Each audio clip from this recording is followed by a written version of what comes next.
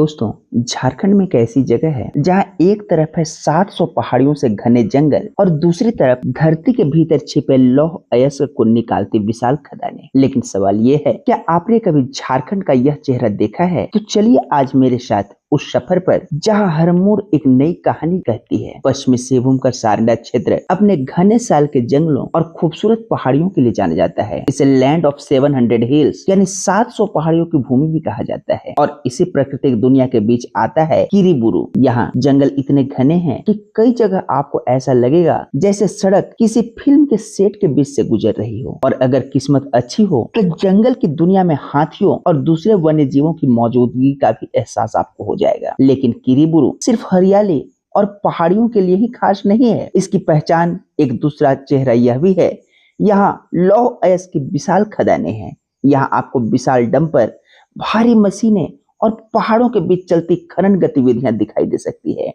किरीबुरू और मेघाहातुबुरू लौह अयस्क खनन के लिए भी जाने जाते हैं। यानी एक तरफ प्रकृति की खूबसूरती और दूसरी तरफ इंसान की औद्योगिक ताकत। यही विरोधाभास किरीबुरू को और भी दिलचस्प बना देता है।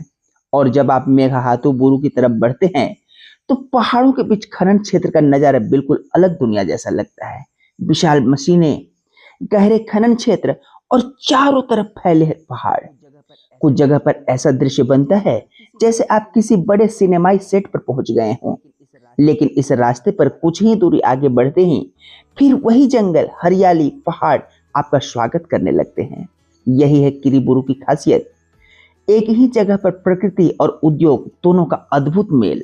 और अगर आप एडवेंचर पसंद करते हैं तो इस इलाके की कहानी और भी रोमांचक हो जाती है।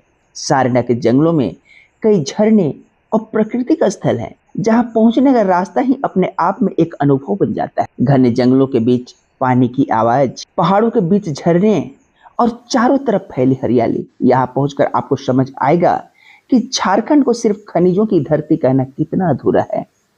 यह प्रकृति, जंगल और पहाड़ियों की भी धरती है।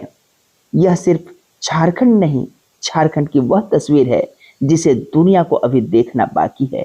तो दोस्तों, आज के सफर में इतना ही। अगर आपको भारत के ऐसे अनदेखे और अनसुने स्थान पसंद हैं तो वीडियो को लाइक करें, चैनल को सब्सक्राइब जरूर करें, क्योंकि अगली कहानी झारखंड की एक और छिपी हुई जगह की होगी। मैं हूं आपका होस्ट एंड दोस्त रामाधार। मिलते हैं अगले वीडियो में, तब तक के लिए नमस्कार, प्रणाम, वंदे मातरम।